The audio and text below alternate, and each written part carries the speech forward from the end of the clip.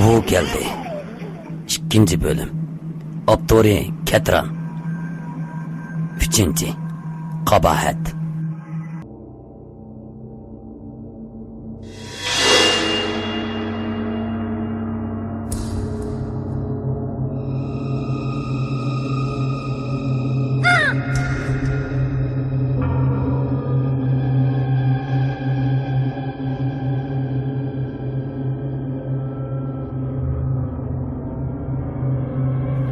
Murat muallim chidiriga yenib kirdi. Uning texmi qo'rqinchli bo'lib ketgan chiroyiga qarab, ko'pchilik texmi sarosimga tushdi.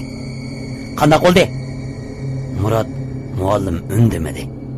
Jushqun yana etilib kelib, Murat muallimning yoqasini siqqancha vaqirdi. Qanday qildi deyapman, jigina, qanday qildi? Uning ovozi yanada bo'g'iq, yig'lamsirab chiqyotdi. Murat muallim texmi demi ichiga tushib ketganicha asta so'zladi. Ularning deyishicha, bugungi bo'ron texmi kuchaydi ekan. Shunga bu yerdan bugungacha mashina avatilmaydiganligini aytdi. Agar piyoda mansaq, yo'lni bilgan taqdirdami, kun bo'ronda yo'ldan ezg'ib qolishimiz mumkin. Ezg'ib qolgan taqdirdami, bu yerdan qo'shni mahalliga bir kunda oram boralaymiz. Shunga nima? Jushqun umidsiz ko'zlarini Murat muallimga tikdi. Shunga bu yerda bir kun panohlanib, atisi mashinani kutayli. Amal yo'q. Mana sana panohlik. Jushqun Murat muallimni ittirib yiqitmoqchi bo'lib edi, lekin o'zi tuyuqsiz tekkan mushtastidan yerga yiqildi. Bu yaramas. Abdulla Jushqunga qo'llarini shiltib vaqirdi. Qiyinchilik yo'liqqanda tan taqobil turmoqchi yo'q. Texi yana o'z ishimizdan to'plan ko'tarmoqchimisan? Jushqun ochiq kuldi. Taqobil turish? Yo'q, biz o'lib ketamiz. Bu qanshorg'och bizning qinimizni sho'rab tugutadi. Mashina bizni qutqizg'ili kelmaydi, birodarlar. Biz o'lib ketamiz. Biz o'lib ketamiz. Jushqun bir turib o'ziga so'zlayotgandek qiladi. Ko'pchilikning yuragi texmi daki-dukiga tushdi. Urg'ichi, qani o qanshorg'ichi? Muallim dedi. U faqat rivoyat. U kelmaydi. Balki Anvar boshqa bir kelishmaslikka yo'l qilib bo'lishi mumkin. Abdulla o'diqsimi, lekin boshqalardan tamkinroq turib so'zladi. Jushqun yana kulishga boshladi. Boshqa bir kelishmaslik? Bu nisbasqan joyda bizdan boshqa odam bo'lmasa, maqsad bo'lmay nima? Yo'q, men ketaman. O shundoq debla somkasini mo'rsiga otib sirtqi minishga tamshaldi. Lekin ko'pchilik tangla uni tutib oldi. Xolida qo'rqib tursimi, yanla Jushqunni chingada tutib turib oldi.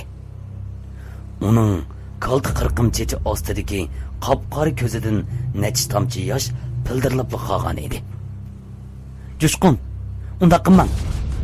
Bir kun bu yerda panohlab turaylik. Jushqun hech kimning gapiga parvo qilmadi. Aksicha hammasini ittirib yugurgan beti chetirdan chiqib ketdi. Bu chaqda allaqachon shamol ko'krab qumlarni uchirtishga boshlagan bo'lib, Jushqunning qovul gavdisi qisqagina necha sekundga barabamayla chang to'zon orasida g'oyib bo'ldi. Ko'pchilikning yuragi qo'rqinish texmi kuchishga boshladi. Ular chidirga kirib tunsiz o'ltirishadi. Bu tinchlik texmi vaymi paydo qiladi. Orzugul bo'lsa Xolidani ching quchoqlab ko'zlarini yumib olgan edi. bu qum bo'ronida halok bo'ladi, dedi Murat muallim tuyuqsiz. Ko'pchilik darhol Murat muallimga qarashdi. Muallim beshini lingishdi. Darholla, uning somkisi bor. Hozir ko'rish orliqi intayin kichik. Dahi bek yiroqlab bo'lamadi. Bo'linib izlayli, yetishib olayli. Ko'pchilik diqqat qilinglar. Faqat eng yiroq bo'lganda 1 kilometr mangamiz. Xolid bilan Abdullah bir ko'rpa. Men Orzugul bilan bir ko'rpa. 20 minut ichida topamasak mishada uchrashimiz. Murat muallim somkidan nippiz dakini chiqarib söküp ko'pchiliklarning ko'zini tengimlashni aytdi.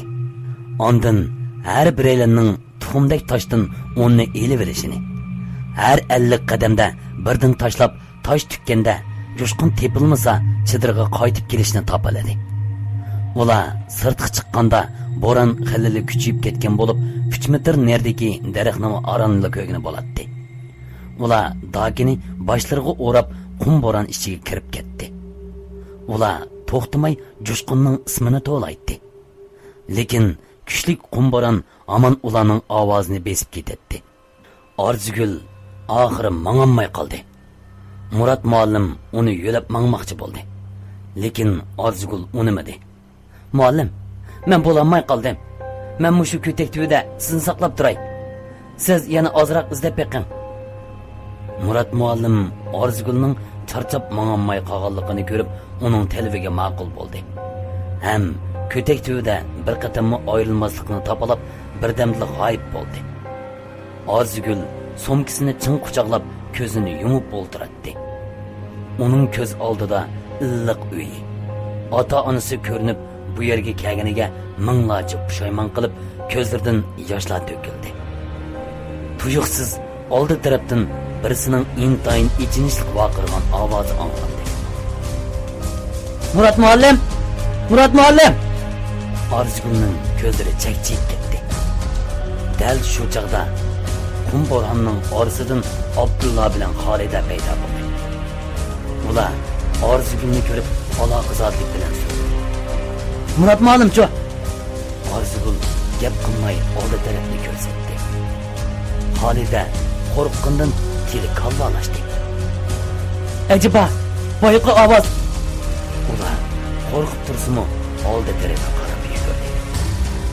100 metrdek mang'andan keyin ular yerda yotgan biraylarni ko'rdi. Jushqun! Jushqun! Ular ko'zlariga ishonmayli qoldi. Uning o'ng qo'l barmoqlari buzitilgan bo'lib, dumbasida nurg'un ushoq to'shiklardan qon chiqyotdi. Dal shu chaqda Murat muallim asirab o'midab qum orasida paydo bo'ldi. Ham yerda yotgan jo'shqinni ko'rib cho'chib ketdi. Bu nimish? Ular uchisi texmi qo'rqib ketgan bo'lib, muallim ularning elili yetib kelganligini uqib, darhol jo'shqinning badanini o'rib qaradi. U allaqachon o'lib bo'lgan edi.